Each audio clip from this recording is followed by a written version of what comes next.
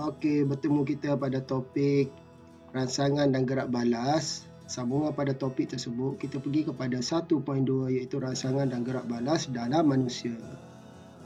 Okey, apa itu dimasukkan dengan rangsangan? Rangsangan ni adalah suatu perubahan yang dikenali, yang menyebabkan tubuh badan kita merasakan sesuatu untuk melakukan gerak balas. Okey, perubahan persekitaran. Contoh perubahan persekitaran adalah cahaya daripada kawasan gelap pergi kawasan cerah. Apa yang menyebabkan gerak balas pada tubuh badan kita? Iaitu mata. Mata kita akan nampak tempat yang cerah, mata kita tak akan nampak yang tempat yang gelap. Kenapa? Sebab mata kita ni, dia menerima cahaya sahaja, rangsangan cahaya sahaja. Benda lain dia tak akan nampak. Tempat yang tak ada cahaya, memang mata kita tidak berfungsi sebab ada cahaya langsung untuk diterima.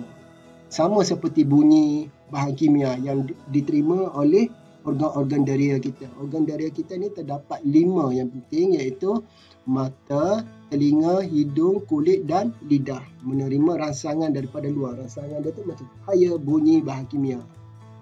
Okey. Untuk nota, cikgu nak kamu salin yang ni penting. Yang ni pula, okey. Cikgu nak kamu lukiskan struktur untuk organ mata ni, lukiskan struktur organ mata, labelkan setiap struktur mata, dia punya fungsi tidak perlu. Okey, untuk fungsi cikgu akan terangkan sahaja. Okey, tak perlulah kamu salin dia punya fungsi. Yang penting, kadang dalam soalan dia akan minta kamu untuk tuliskan struktur bagi mata tersebut. Jadi cikgu nak kamu hafallah struktur mata tersebut. Okey, kita tengok struktur mata dia ni. Okey, dekat sini bahagian paling luar mata ni, yang ni. Ini. Okey, ini adalah kornea. Lapisan luar ni. Ni kelopak mata Okey, kornea ni lapisan duk sinar yang membias dan memfokuskan cahaya. Apabila cahaya memasuki kornea, cahaya ni daripada cahaya ni dia tersebar luas kan. Bila dia masuk dalam mata kornea ni lah struktur pertama, dia akan mengecilkan cahaya tersebut supaya cahaya tersebut untuk difokuskan kepada retina yang berada di belakang ni. Dia akan fokuskan cahaya ni supaya masuk melalui kawasan yang sepatutnya, supaya cahaya itu tidak dibengkokkan ke tempat yang tidak sepatutnya. Jadi bila dia masuk, dia dibias dan difokuskan kepada retina yang berada di hujung belakang mata ni. Okey, lepas tu kita ada lagi, apa lagi dekat sini? Kita ada pupil. Pupil ni, pupil ni, bukaan ni, dia mengawal cahaya yang masuk ke dalam mata. Maksudnya, pupil ni dia boleh membesar dan mengecil, bergantung kepada situasi tempat yang perlu kita tengok. Kalau tempat yang terang, pupil ni akan mengecil. Sebab kenapa? Sebab tempat terang kita tak perlu cahaya yang banyak. Jadi pupil ni perlu mengecilkan sedikit supaya cahaya yang masuk tu sudah memadai untuk kita tengok kawasan sekitar. Tapi bila kita berada tempat yang gelap, pupil ni terpaksa buka besar-besar. Pupil ni, nanti cikgu tunjuk pupil gambar rajah untuk mata. Pupil macam mana? Pupil ni dia akan membesar. Kalau tempat yang gelap, dia akan besar, supaya cahaya yang masuk dalam mata tu mencukupi untuk melihat kawasan yang gelap yang sama-sama sahaja. Kalaulah sebab itulah kalau kita daripada kawasan terang, kita masuk ke tempat yang gelap, kita akan nampak rasa macam gelap sangat ni. Tapi bila lama, kita akan nampak dengan lebih jelas. Kenapa? Okey, pupil mengambil masa yang agak lama sedikit untuk membiarkan cahaya tu memasuki ke dalam kawasan ruangan mata tu, supaya pupil tu boleh besar perlahan-lahan supaya mata tu dalam keseimbangan. Barulah cahaya tu dapat difokuskan ke arah retina. Dapatlah mata tu mentafsir sekeliling tu apa yang ada. Jadi maksudnya kawasan tempat gelap, pupil akan membesar. Seterusnya kita ada iris. Iris ni yang mengawal saiz pupil. Nanti saya tunjuk apa iris, gambar rajah mata. Okey, ni iris yang pegang kepada pupil dia. Maksudnya yang ni lah yang pegang kepada pupil ni. Okey, gelemair pula benda leluk sinar yang mengekalkan bentuk bola mata, memfokuskan cahaya supaya ke dalam mata. Okey, ni gelemair bahagian luar yang warna putih ni. Okey. Lepas tu kita ada konjuktiva, membran luk sinar yang melindungi bahagian selera mata. Yang ni dia cahaya tidak berfungsi sangat bahagian ni. Cuma dia mengawal untuk ni lah, melindungi bahagian hadapan sklera. Sklera ni bahagian kelopak mata depan kita nanti kita tunjuk. Okey, lepas tu kita ada otot silia. Otot silia ni dia mengubah ketebalan kanta mata. Kanta mata kita ni kita boleh mengecil, boleh mengendur dan boleh mengecut mengikut situasi lah. Okey, kanta mata ni berbentuk ni kanta mata. Kanta mata kita ni boleh tukar kalau berlaku kecederaan ataupun ada penyakit katarak disebabkan kerosakan pada kanta mata ni, kita boleh tukar, boleh buat penukaran. Okey, kanta mata ni cembung untuk sinar dan juga boleh memfokuskan cahaya kepada retina yang berada di belakang. Sklera, lapisan yang teguh mengekal bentuk lindungan mata. Koroid pula lapisan hitam, mencegah pantulan cahaya dalam mata, membekalkan oksigen dan nutrien kepada mata. Ni retina ni, yang kuning-kuning ni semua ni retina. Yang luar ni, kuning ni. Lapisan yang mengandungi fotoreseptor. Lapisan ni lah dia ada satu struktur, di mana struktur ni dia akan menerima cahaya. Dia akan mentafsir, dia akan mengambil cahaya tersebut, dia akan hantar kepada saraf optik, dan saraf optik ni akan bersambung ke otak untuk mentafsir apa yang kita lihat. Sebab itulah cahaya mesti difokuskan ke arah retina, sebab dekat retina ni lah ada fotoreseptor. Bila dia fotoreseptor ni menerima cahaya, dia akan menghasilkan impuls, dan impuls ni akan dihantar kepada saraf optik. Okey, dan saraf optik akan hantar dia kepada otak untuk ditafsirkan. Bintik kuning pula, dalam kawasan mata ada bintik kuning, bahagian retina yang paling peka terhadap cahaya kerana terdapat banyak fotoreseptor. Bahagian sinilah paling banyak fotoreseptor. Bintik buta, sebab tu bahagian mata kita ni kita tak boleh tengok bahagian belakang sebab kita ada bintik buta. Bahagian retina yang tidak peka terhadap cahaya, tidak ada fotoreseptor, merupakan tempat keluar bagi semua gentian saraf optik. Sebab tu kita tak dapat tengok bahagian belakang. Bahagian tepi kita boleh nampak kan. Maksudnya mata kita ni bahagian tepi kita ada retina lagi. Bahagian belakang-belakang ni dia ada bintik buta. Okey. Lepas tu gelemaca, struktur yang paling besar dalam mata, iaitu bahan jeli yang duk sinar mengekalkan bentuk bola mata. Bola mata. Okey, kita tengok. Jadi notanya, lukiskan struktur mata dan juga dia punya nama bagi struktur mata tersebut. Fungsi tak perlulah. Okey, dan ni tak perlu kamu salin yang besar-besar, cuma kamu boleh nampak dengan lebih jelas lah apa itu kornea. Okey, ini kornea. Ni konjuktiva, bahagian luar dia ni yang membran sinar ni melindungi bahagian hadapan sklera. Ini gelemae, bahagian paling luar. Bahagian kedua terbesar dalam struktur mata selain gelemaca. Gelemaca yang besar belakang ni. Ni gelemae, gelemaca. Pupil pula yang tengah-tengah ni, yang hitam ni. Sebab tu kita kata, anak mata boleh membesar lah. Anak mata ni lah pupil dia ni. Dia boleh membesar dan mengecil mengikut kawasan tersebut. Kalau kawasan tu gelap, pupil ni akan membesar supaya cahaya yang banyak masuk dalam mata, supaya kita boleh nampak dengan lebih jelas. Kalau tempat yang terang, pupil ni akan mengecil supaya mata kita dalam keadaan stabil. Tak perlulah cahaya yang besar, supaya kita dah nampak dengan jelas kawasan tu. Tak perlu cahaya yang banyak. Jadi pupil ni mengecil. Okay, kalau tempat yang terang. Okay, iris pula bahagian luar ni. Ni bahagian ni. Mengawal saiz pupil. Okay, lepas tu otot silia. Ada ligamen penggantung. Nanti kamu tengok je lah sebab cikgu dah terangkan yang depan sana tadi. Kanta mata, gelemaca, sklera, koroid, retina. Ini gambar dekat dah. Kita tengok bintik kuning, bintik buta, saraf optik. Saraf optik ni bahagian ni. Saraf optik ni kalau rosak memang tak boleh buat apa-apalah. Kalau kita tukar mata pun masih lagi kita tidak dapat melihat, sebab saraf optik ni lah saraf yang menyambung kepada mata. Benda ni paling penting dalam mata. Okey, kalau yang ni dah rosak, bahagian saraf ni dah rosak, bahagian fotoreseptor apa semua ni dah rosak, memang tak boleh nak hantar signal apa lagi, impuls kepada otak. Jadi otak kita tak dapat tafsir, tempat tu memang sentiasa gelap. Kita akan jadi buta. Okey, apakah warna objek yang kita lihat? Okey, dekat sini saya nak terangkan retina ni dia ada dua jenis fotoreseptor. Foto ni bermaksud gambar. Foto ni gambar. Okey, reseptor ni penerima rangsangan. Jadi penerima kepada cahaya. Foto, gambar kepada cahaya lah. Foto ni cahaya, minta maaf. Foto ni adalah cahaya. Jadi reseptor ni penerima cahaya. Jadi sel untuk fotoreseptor ni ada dua. Sel rod dengan sel kon.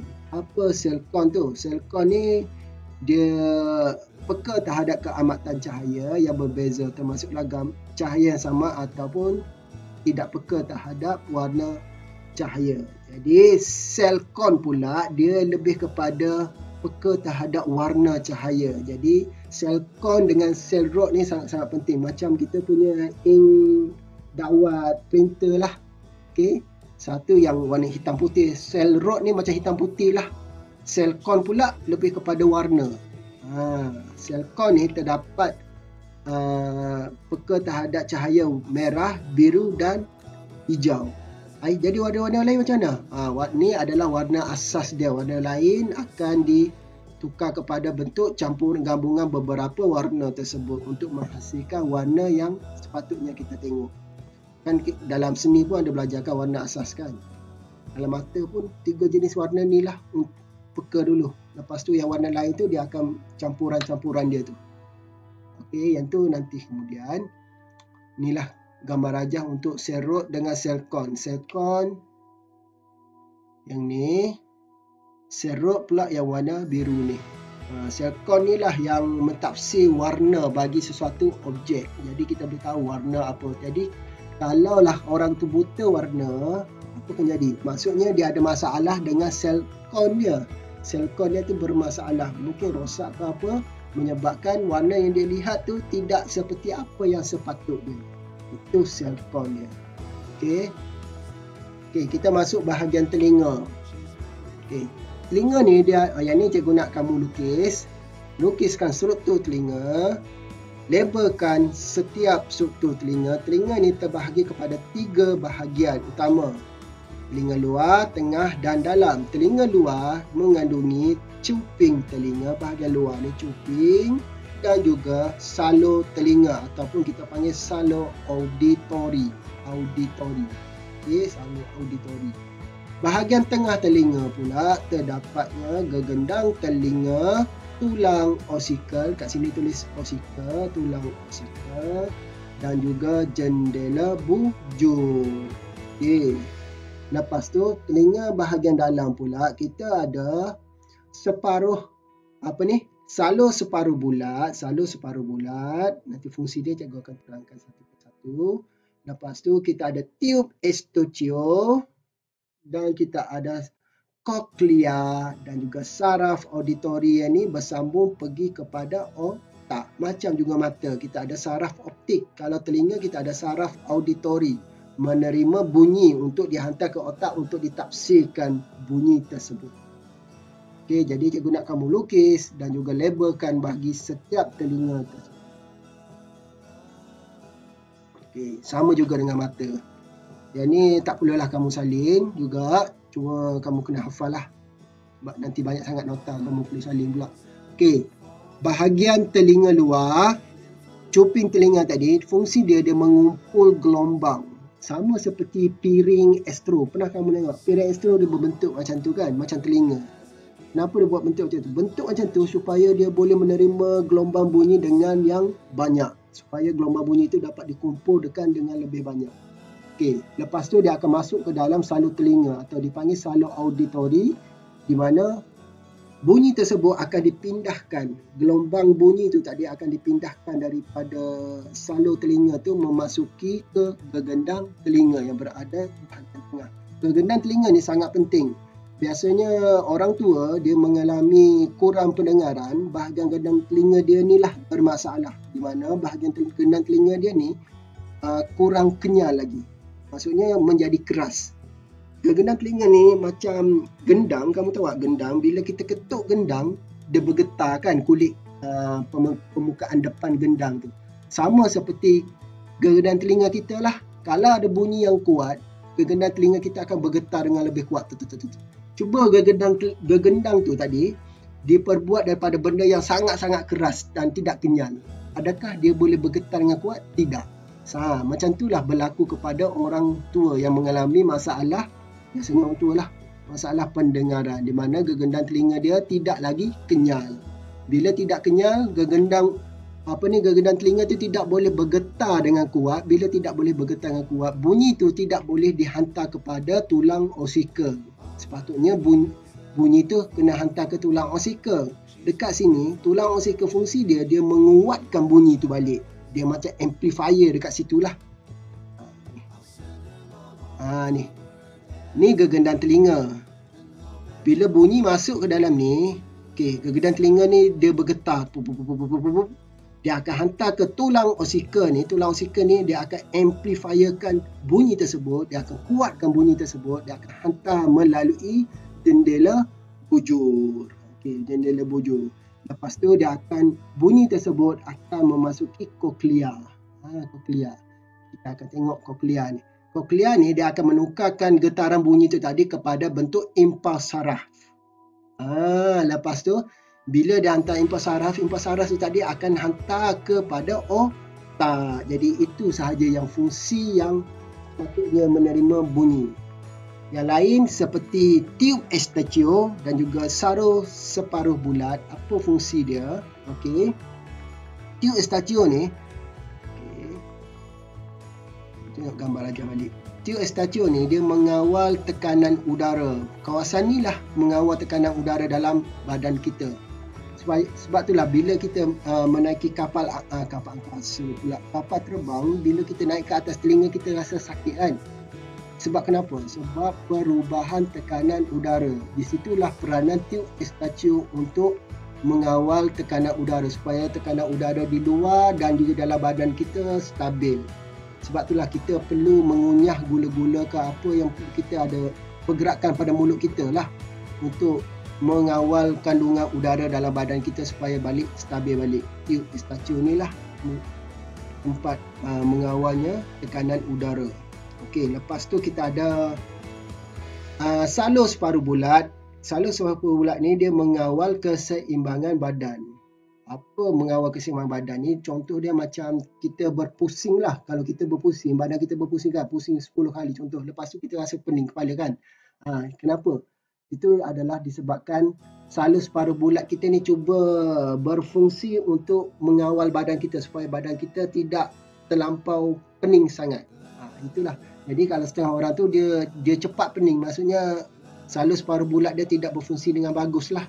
Bila tidak berfungsi dengan bagus, dia kadar masa untuk dia rasa pening tu agak lama berbanding orang lain. Jadi orang yang ada masalah dengan salur separuh bulat, dia tidak sesuai lah jadi penari belik ke apa. Penari belik ni kan dia kena berpusing-pusing lama kan. Itulah. Itu untuk telinga. Jadi telinga pun cikgu nak kamu lukiskan struktur telinga dan juga labelkan struktur telinga. Sama seperti mata. Tak perlu tulis fungsi telinga. Sebab kita akan masuk kepada mekanisme dia nanti. Yang tu topik seterusnya lah. Ni dia punya ni pun tak payah salin kamu. Dia tengok je. Ni jendela bujur. Tube Eustachio. Inilah salur tube Eustachio tu. Koklea.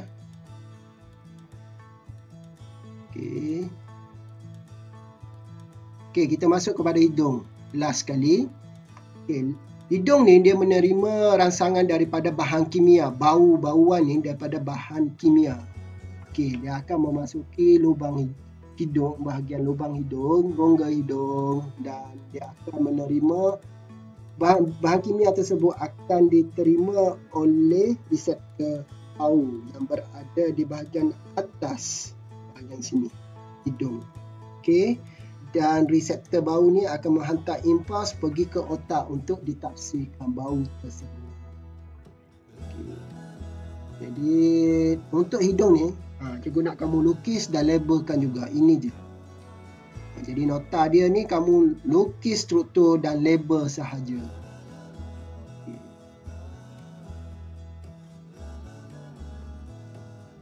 Hidung ialah organ deria bau. Yang ni tak perlu salin jugalah.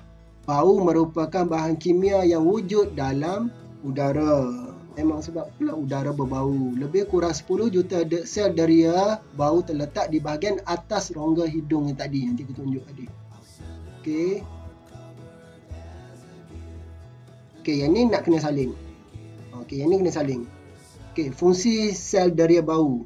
Sel deria bau amat halus dan diselaputi oleh lapisan mukus. Reseptor bau tadilah yang berada di bahagian atas hidung tu tadi, yang banyak tadi. Okey, jadi dia diselaputi oleh lapisan mukus. Mukus ni apa? Dia macam lembapan lah. Atau cairan.